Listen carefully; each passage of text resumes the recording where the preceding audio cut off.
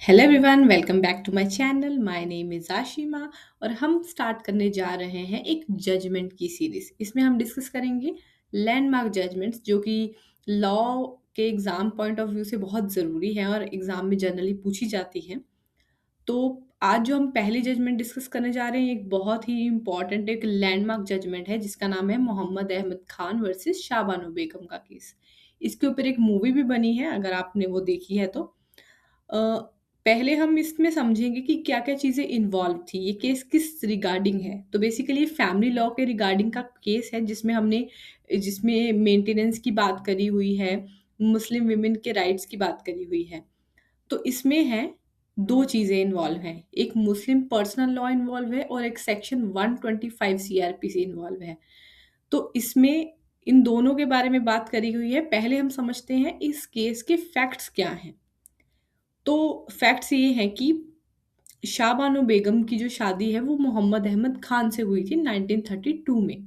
उनकी शादी approximately 40 years के ऊपर चली, जिनसे उनको 5 बच्चे हुए। फिर 1978 में उन दोनों में कोई डिस्प्यूट अराइज हो गया, जिसके बाद क्या हुआ, जो उनके हस्बैंड थे उन्होंने शाहबानो को छोड़ दिया। ठीक है। अब प्रॉब्लम आ गई क्योंकि शाहबानो जी जो थी वो इतनी कोई पढ़ी लिखी या फाइनेंशियली इंडिपेंडेंट नहीं थी, इसलिए उन्होंने केस फाइल कर दिया अपने हस्बैंड के अगेंस्ट, जिसमें उन्होंने सेक्शन 125 सीआरपीसी के अंडर मेंटेनेंस की मांग की। लेकिन प्रॉब्लम क्या हुई, जब ये लीगल प्रोसीडिंग्स अभी पेंडिंग थी, कोर्ट में थी, तभी मोहम्मद अहमद खान ने ट्रिपल तलाक दे दिया अपनी वाइफ को। इसका क्या मतलब है, ट्रिपल तलाक के ऊपर भी एक प्रॉपर जजमेंट है, लेकिन इसमें था कि जो इंस्टेंट डिवोर्स हो गया। ठीक है, मतलब उनका कोई लीगली मैरिज नहीं रही अब आया यहाँ पे भी इश्यूज क्या हैं। तो 3 इश्यूज यहाँ पे अराइज हुए थे, जिसमें से पहला इशू था एप्लीकेबिलिटी ऑफ स्टैट्यूट के रिगार्डिंग, कि can a divorced Muslim women legally claim maintenance under section 125, क्योंकि इसमें तो डिवोर्स हो गया ना, तो क्या वो क्लेम कर सकती है। दूसरा आया था कि husbands financial liability permanently after making maintenance payment during the strict confined period of इद्दत पीरियड। बेसिकली कि क्या की जो हस्बैंड की लायबिलिटी है वो क्या सिर्फ इद्दत पीरियड तक ही है। और तीसरा जो आया था, वो था कि जो सेक्शन 125 है वो किन लोगों पे एप्लीकेबल है, क्या वो सब पे एप्लीकेबल है irrespective of their religion, identity and personal law. तो ये 3 मेजर क्वेश्चन आए थे, इनको हम आंसर करते हैं, क्या कोर्ट ने क्या आंसर दिया इनका। तो पहले समझते हैं सेक्शन 125, जो मेन मुद्दा है इसका। तो सेक्शन 125 एक सेकुलर प्रोविजन है जो हर इंसान पे, हर इंडियन सिटीजन के ऊपर होता है, लागू होता है। ठीक है।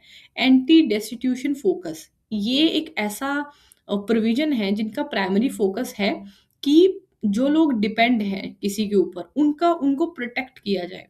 तीसरा है वेलफेयर मेजर है ये, बेसिकली एक सेफ्टी मेजर है जिसमें आपको कोई सुविधा दी जा रही है सेक्शन 125 के अंदर। ठीक है। एंड देन है ओवर राइडिंग नेचर, क्योंकि एक पब्लिक पॉलिसी और सोशल जस्टिस का प्रतीक है ये सेक्शन 125, इसलिए ये कोई भी पर्सनल लॉ के ऊपर आता है। ठीक है। अच्छा, अब दोनों में क्या क्लैश आया, बेसिकली आर्ग्यूमेंट्स क्या हुए। तो मोहम्मद अहमद खान का क्या कहना था, उन्होंने बोला कि उनके जो मुस्लिम पर्सनल लॉ है वो प्रिवेल करने चाहिए। ठीक है, ये 125 नहीं प्रिवेल करना चाहिए। लेकिन शाहबानो का बोलना था सेक्शन 125 प्रिवेल करना चाहिए because this is a secular law. दूसरा उनका आर्ग्यूमेंट था मोहम्मद अहमद खान का कि फाइनेंशियल ऑब्लिगेशन उनकी एंड हो चुकी है क्योंकि उन्होंने मेंटेनेंस प्रोवाइड कर दिया है इद्दत पीरियड तक। तीसरा उनका बोलना था कि उनका जो रिलीजन के अकॉर्डिंग, मतलब जो उनका प्रॉपर उनके पर्सनल लॉ है उनको ही आप रखिए। ठीक है, उनका उनको ही आप अपहोल्ड कीजिए, ये यहाँ पे कोई उनका राइट नहीं बनता 125 के अंदर। लेकिन शाहबानो जी बोल रहे थे सेक्शन 125 एक सेकुलर लॉ है, मेंटेनेंस कंटिन्यू रहेगा इवन दो वो एक डिवोर्स्ड वुमेन है, क्योंकि वो अनएबल है अपने आप को मेंटेन करने के लिए। ठीक है। और जो सेक्शन 125 है वो आपको ये बोलता है कि आपकी कुछ ड्यूटीज हैं, मतलब जो she is a vulnerable citizen जिसके लिए वो मतलब जिसको मिलना चाहिए मेंटेनेंस। ठीक है, तो ये इनके आर्ग्यूमेंट्स थे। अब आते हैं कोर्ट ने इसमें क्या बोला। कोर्ट ने बोला, पहली चीज उन्होंने बोली कि जो सेक्शन 125 है ये सबके ऊपर एप्लीकेबल है, इसमें मुस्लिम लोग भी इंक्लूड होते हैं। डजेंट मैटर आप कौन से रिलीजन से आते हो, section 125 is a secular provision. दूसरा कोर्ट ने बोला प्रोटेक्शन फ्रॉम डेस्टिट्यूशन, जो एक डिवोर्स्ड मुस्लिम विमेन है उसके पास राइट है कि वो क्लेम कर सकती है if she is unable to maintain her self. Basically अगर वो अपने आप को मेंटेन नहीं कर पा रही, मतलब उसके पास फाइनेंशियल इतनी इंडिपेंडेंस नहीं है, then she can take the advantage of 125 section का। ठीक है। थर्ड था इद्दत एक्सेप्शन रिजेक्शन। इसका क्या था कि जो पेमेंट है वो इद्दत पीरियड के ऐसा नहीं कि इद्दत पीरियड खत्म हो गया तो आपकी ऑटोमेटिकली रिस्पॉन्सिबिलिटी खत्म हो गई, उसके बाद भी even though she is your ex wife, husband को उसको मेंटेनेंस देना पड़ेगा। तो ऐसे कोर्ट ने ये वाला इसमें वर्डिक्ट दिया। तो this was in the favour of Shah Bano ji. ठीक है। अब इसमें ये लॉजिक क्या था इसका, कंडीशन थी कि a divorced woman is left entirely unable to maintain her self financially. अभी वो मेंटेन नहीं कर पा रही है अपने आप को। सेकंड है ट्रिगर हो गया सेक्शन 125, जो कि वल्नरेबिलिटी के बारे में बात, जो एक सोशल वेलफेयर प्रोविजन है। थर्ड है कन्फ्लिक्ट आया कि हस्बैंड बोल रहा है कि पर्सनल लॉ प्रिवेल करेंगे, तो वहां पे कोर्ट ने क्या रेजोल्यूशन दिया कि ऐसा नहीं है, पॉवर्टी एक प्राइमरी और रिलीजन न्यूट्रल स्टेट है। ठीक है। रिलीजन इसमें नहीं मैटर करता, क्योंकि जो पर्सनल लॉ है उसको आप एक वेपनाइज्ड नहीं कर सकते, आपको जो सेक्शन 125 के अंदर मेंटेनेंस देना ही पड़ेगा, because that is the fundamental purpose of section 125 कि आप दूसरों का, जो वल्नरेबल पार्टी है उनका फाइनेंशियली आप उनको मेंटेन करो। अभी इद्दत पीरियड क्या है, ये मुस्लिम लॉज में है कि जो शादी के बाद का जो कुछ टाइम होता है डिवोर्स के बाद का, उसे बोलते हैं इद्दत पीरियड, जो जनरली 3 महीने का होता है। ठीक है। तो सुप्रीम कोर्ट ने क्या बोला इसमें कि fulfilling a short term religious obligation आपका सिटीजन लाइफ लॉन्ग का fundamental human right against starvation cancel नहीं करती है। जो इद्दत पीरियड है बहुत छोटा है। ठीक है।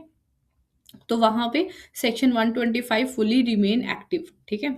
देन आता है इसमें आर्टिकल 44 की भी बात करी गई थी, जिसमें यूनिफॉर्म सिविल कोड की बात करी गई थी, जिसमें कोर्ट ने आर्ग्यू किया कि एक civil common civil code would help promote national integration by removing desperate loyalty to law with conflicting ideologies. ठीक है। तो ये भी एक जिसकी वजह से ये केस इतना इंपॉर्टेंट है, because of the discussion of uniform civil code.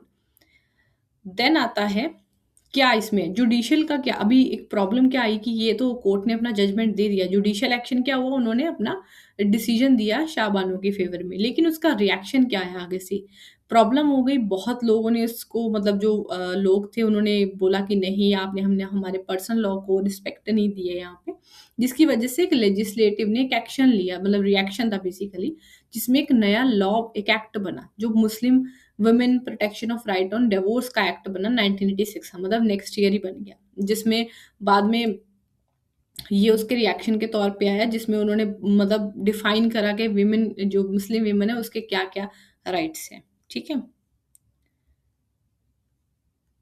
अब आता है ये कुछ इंपॉर्टेंट है, लीगली क्या हुआ, सेक्शन 125 एक सेकुलर लॉ है जो सबके ऊपर एप्लीकेबल है। सोशल इम्पैक्ट क्या आया कि सब औरतों को ये राइट दिया गया कि उनको प्रॉब्लम में नहीं छोड़ा जाएगा। ठीक है। थर्ड कॉन्स्टिट्यूशनल आया जिसमें आर्टिकल 44 डिस्कस हुआ। एंड देन पॉलिटिकल आया जिसमें रिएक्शन के तौर पे एक नया एक्ट ही बन गया। ठीक है। उसके बाद जो सेक्शन 125 सीआरपीसी है, this is a major of social justice intended to project the weaker section of society. तो ये एक बहुत इंपॉर्टेंट केस लॉ है जिसको आप, जो जनरल एग्जाम में पूछा जाता है। और भी इसके रिगार्डिंग केस लॉज है जो हम डिस्कस करेंगे विद हम नेक्स्ट वीडियोस में। अगर आपको ये वीडियो अच्छा लगा तो प्लीज़ इसे लाइक शेयर एंड सब्सक्राइब ज़रूर करें। तो मिलते हैं नेक्स्ट वीडियो में। Bye bye.